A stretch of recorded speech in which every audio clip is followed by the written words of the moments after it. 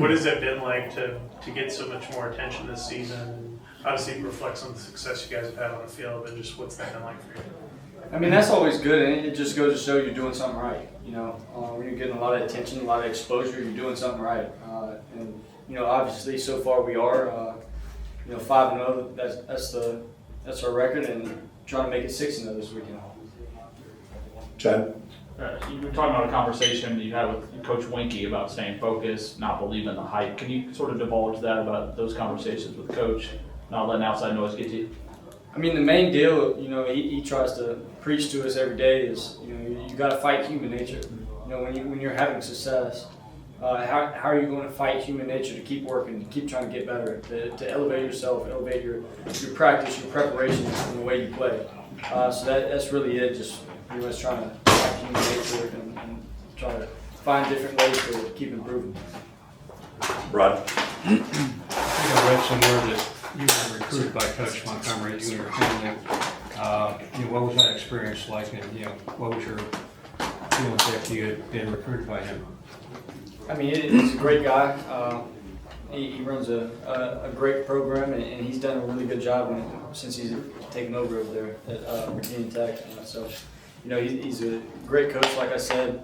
I mean, I was never really on a team that he's coached before, but from the little experience that I've had, he's a great person, great human being, great coach. Okay. Here you go. Coming out of the bye week, I mean, just what's the mentality of this team? I know it's. I mean, you have a momentum, I guess you could say, just after 5 strong weeks, but then you hit the bye week. But it's like, how do you guys come out and maintain that momentum that you had in the first part of the season? Really, it just goes into practice and preparation.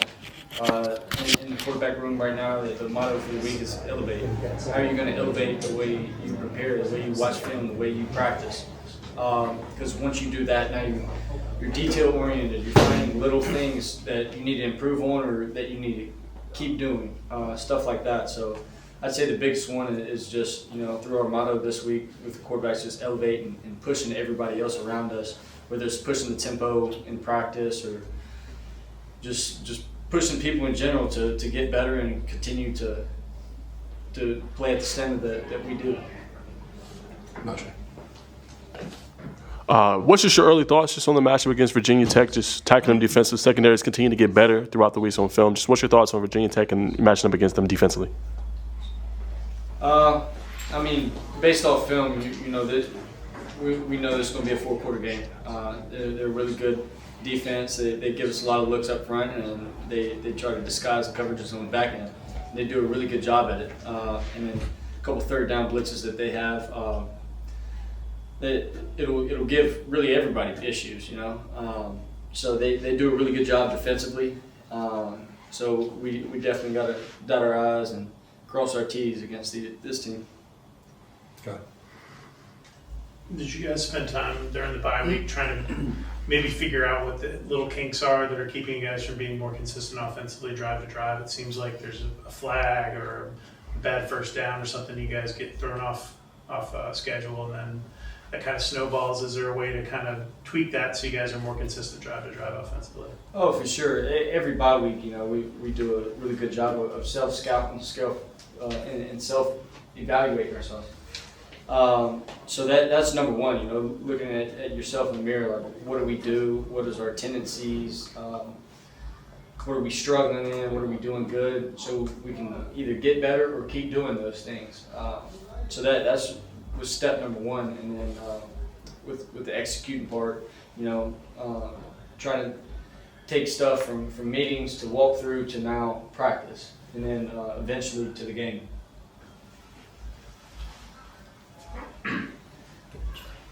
Did you see Wake Forest against Virginia Tech, and if so, did you see them trying to do anything differently than they did against you? Wake Forest, like defensively? Their offense against Virginia Tech's defense. I mean, I didn't watch much of Wake Forest's offense versus us, but they're, like I said, they're like last 2 weeks ago. Wake Forest has a really good coaching staff. They try to put their guys in the right situations. best situations, and then as a team they play really, really hard. And I mean that's what I saw from watching the game so far. You know, like I said, their coaches trying to put their athletes in the best situation possible and just playing really, really hard with great effort. How do you guys kind of deal with being one of the teams in the ACC with the target on your back? How do we feel? Yeah, just and does that fuel you? Does it change how you prepare, or is it just more about what you guys do? I mean, it's always really about us, you know. The opponents will face us, but this is what we wanted. This is what we prepared for, and it just the motivation pretty much stays itself, because if you prepare like every game is a national championship, if you practice like every game, every practice is leading up to that national championship, your standard is going to stay at this level. So no matter who you play or how you're playing, you're going to find a way to elevate and try to continue to keep getting better. Chad. I think I read where at Texas A&M they called you Jimmy Chitwood. Is that right? So it doesn't look like you liked that nickname, but I mean, they've called me a lot of names. I was going to say, have you had any other nicknames from family, coaches over the years? Anything that sticks? Some of them I can't repeat on camera. Most of them from my dad or the coaching staff I grew up around in Longview. But